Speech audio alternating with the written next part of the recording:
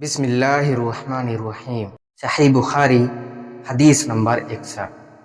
نبی کریم صلی اللہ علیہ وسلم نے فرمایا، درختوں میں ایک درخت ایسا ہے کہ اس کے پتے نہیں جھڑتے، اور مسلمان کی مثال اسی درخت کی سی ہے، بتاؤ وہ کون سا درخت ہے؟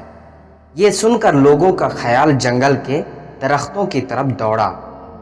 عبداللہ رضی اللہ تعالی عنہ نے کہا، میرے دل میں آیا کہ وہ کھجور کا درخت ہے، مگر میں اپنی کم سنی کی شرم سے نہ بولا۔ آخر صحابہ نے نبی کریم صلی اللہ علیہ وسلم ہی سے پوچھا کہ وہ کون سا درخت ہے؟ آپ نے فرمایا، وہ کھجور کا درخت ہے۔ حدیث نمبر 62۔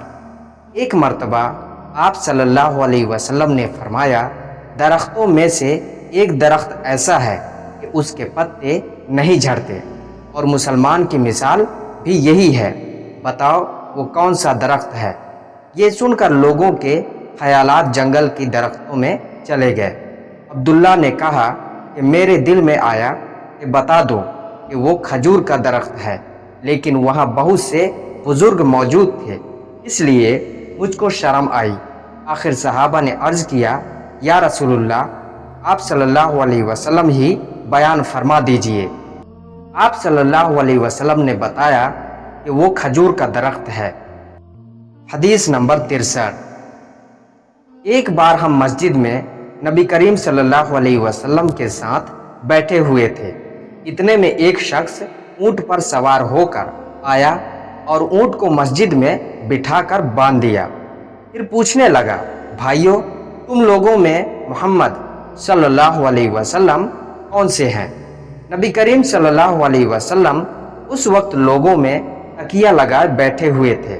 ہم نے کہا، محمد صلی اللہ علیہ وسلم یہ سفید رنگ والے بزرگ ہیں جو تکیہ لگائے ہوئے تشریف فرما ہیں۔ اب وہ آپ سے مخاطب ہوا کہ اے عبد المطلب کے فرزند، آپ صلی اللہ علیہ وسلم نے فرمایا، کہو میں آپ کی بات سن رہا ہوں۔ وہ بولا، میں آپ صلی اللہ علیہ وسلم سے کچھ دینی باتیں دریافت کرنا چاہتا ہوں، اور ذرا سختی سے بھی پوچھوں گا، تو آپ اپنے دل میں برا نہ مانیے گا۔ آپ صلی اللہ علیہ وسلم نے فرمایا، نہیں، جو تمہارا دل چاہے پوچھو۔ اب اس نے کہا کہ میں آپ کو آپ کے رب اور اگلے لوگوں کے رب تبارک و تعالیٰ کی قسم دے کر پوچھتا ہوں، کیا آپ کو اللہ نے دنیا کے سب لوگوں کی طرف رسول بنا کر بھیجا ہے؟ آپ صلی اللہ علیہ وسلم نے فرمایا، ہاں یا میرے اللہ۔ پھر اس نے کہا، میں آپ صلی اللہ علیہ وسلم کو اللہ کی قسم دیتا ہوں، کیا اللہ نے آپ کو رات دن میں 5 نمازیں پڑھنے کا حکم فرمایا ہے؟ آپ صلی اللہ علیہ وسلم نے فرمایا، ہاں یا میرے اللہ۔ پھر کہنے لگا، میں آپ کو اللہ کی قسم دے کر پوچھتا ہوں کہ کیا اللہ نے آپ کو یہ حکم دیا ہے کہ سال بھر میں اس مہینے رمضان کے روزے رکھو؟ آپ صلی اللہ علیہ وسلم نے فرمایا، ہاں یا میرے اللہ۔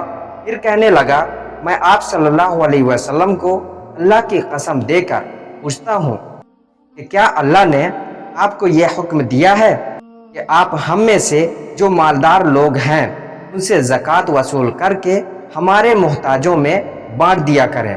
آپ صلی اللہ علیہ وسلم نے فرمایا، ہاں یا میرے اللہ۔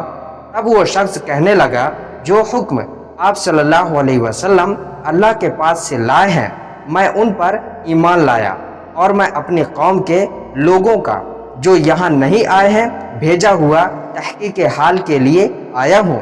میرا نام زمام بن ثعلبہ ہے، میں بنی سعد بن بکر کے خاندان سے آیا ہوں۔ حدیث نمبر 64۔ رسول اللہ صلی اللہ علیہ وسلم نے ایک شخص کو اپنا ایک خط دے کر بھیجا اور اسے یہ حکم دیا کہ اسے حاکم بحرین کے پاس لے جائے۔ بحرین کے حاکم نے وہ خط کسریٰ شاہ ایران کے پاس بھیج دیا۔ جس وقت اس نے وہ خط پڑھا تو چاک کر ڈالا۔ راوی کہتے ہیں، اور میرا خیال ہے کہ ابن مسیب نے اس کے بعد مجھ سے کہا کہ اس واقعے کو سن کر رسول اللہ صلی اللہ علیہ وسلم نے اہل ایران کے لیے بد دعا کی کہ وہ بھی چاک شدہ خط کی طرح ٹکڑے ٹکڑے ہو جائیں۔ حدیث نمبر 65۔ رسول اللہ صلی اللہ علیہ وسلم نے کسی بادشاہ کے نام دعوت اسلام دینے کے لیے ایک خط لکھا یا لکھنے کا ارادہ کیا تو آپ صلی اللہ علیہ وسلم سے کہا گیا کہ وہ بغیر مہر کے خط نہیں پڑھتے، یعنی بے مہر کے خط کو مستند نہیں سمجھتے۔ اب آپ صلی اللہ علیہ وسلم نے چاندی کی انگوٹھی بنوائی جس میں محمد رسول اللہ کندہ تھا۔ گویا میں آج بھی آپ صلی اللہ علیہ وسلم کے ہاتھ میں اس کی سفیدی دیکھ رہا ہوں۔ شعبہ راوی حدیث کہتے ہیں کہ میں نے قدادہ سے پوچھا کہ یہ کس نے کہا کہ اس پر محمد رسول اللہ کندہ تھا؟ انہوں نے جواب دیا، انس رضی اللہ تعالی عنہ نے۔